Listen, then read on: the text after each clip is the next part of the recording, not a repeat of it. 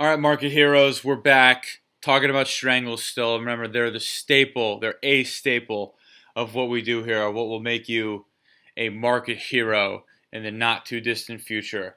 So we've already explained what a Strangle is, how you're supposed to sell it when the expected move is greater than average to give you even better returns. However, if you do it every single day, you're going to make money on this with enough occurrences.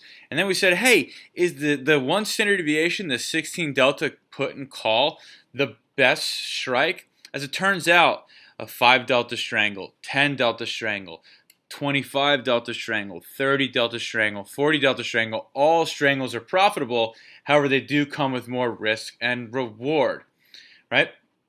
And then people are like, well, this is like undefined risk trade. Like, what about stop losses? It turns out that only managing our winners is far more profitable than worrying about our losses. So now here we are. We talked about how managing our winners at 50% of max profit is the way we're going to look at things. However, a lot of people are saying, well, maybe there's a more optimal way to manage our profits. Just like they were saying, hey, maybe there is a better strike, a more optimal strike than the 16 delta put and call for the strangle. Maybe there's a more optimal way to go here in terms of, managing our profits, right? So again, what's a strangle? Selling it out of the money, put and call at the same time, right? Let's do that right now, if this will cooperate. So the one standard deviation strangle, 16 delta put. We're hoping that the put is out of the money at expiration, or the price of stock is above 233. At the same time, we're hoping that the stock is the 252 call is also out of the money at expiration, meaning the stock is below 252 but also above 233 at the same time. This is the expected move. Again, all options are priced off the expected move.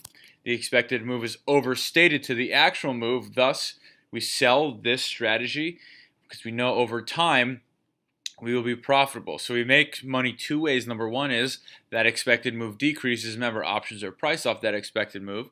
So the value of those options that we sold goes down. We make money. And at the same time, if prices just happen to fall in between those two out of the money call and puts, we also make money there, right?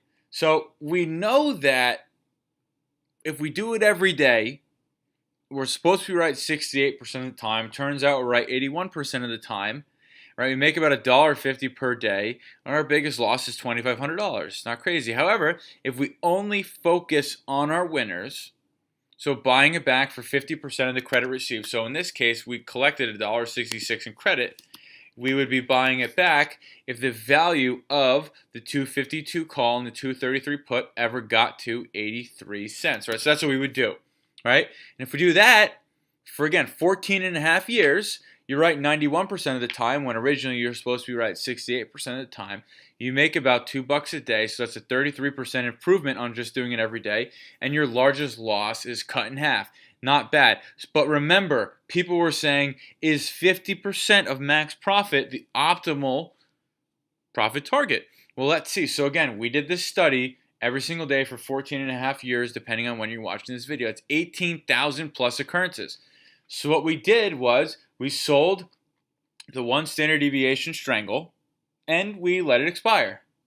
Now this time we wanted to track which of the management strategies or which of the profit targets was the best one for us. So we checked profit target of 12.5%, 25%, 50%, and ultimately 75%, right? So if we collected $1.66, we would want to buy it back at 12.5. So if it reached 21 bucks, we'd also want to buy it back at 25%. So if it reached $41, we'd also want to buy it back if it received, right? So 50%, this 80%, and then 75%, so $1.24. So those are all the different profit targets we would have on this strategy, right? So again, we know that just managing winners is better than managing our losers. We also know that executing this strategy, selling a strangle, is not only profitable, but it is incredibly profitable in times when the expected move is greater than average. But now we really want to hammer home, is the 50% target the way to go? Let's take a look. So again, if we hold it to expiration, we're right. We're in it for 50 days. We make about $1.49 per day. Pretty good. Now, if we buy it back for 12.5% of the credit we received, we on average were right 97% of the time, and we were only in the trade for an average of 16 days. And we on average made about $1.53 per day. So it's a little bit better in terms of allocation of capital than just holding to expiration, obviously, because we're not really making a lot of money here. However, if you buy it back for 25% of the credit received, you're right 94% of the time. You're only in the trade about 21 days, and you make about $1.88 per trade. Pretty damn good. And then the 50%, you're in it for 25 days, you're right 91% of the time, and you make about $1.95 per trade.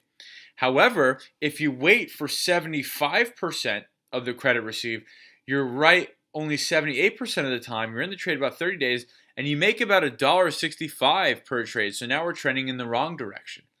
So when I look at this, I see a few things. We don't really make that much at 12.5, and we're starting to have diminishing returns the more money we try to collect. I personally always have a profit target on Strangles of 50% of the max credit received because I make the most money per day. And the reality is it's only about 7 cents per day, but the size I trade, that ends up being thousands and thousands of dollars over the course of the year. However, if someone came to me and said, Steven, I'm going to buy back these Strangles at 25% of the credit received, I would say, go for it. It makes a ton of sense. You make almost as much money as you do if you're in it for only 50% of the max profit. You're right a little bit more, and you're in the trade a little bit less time.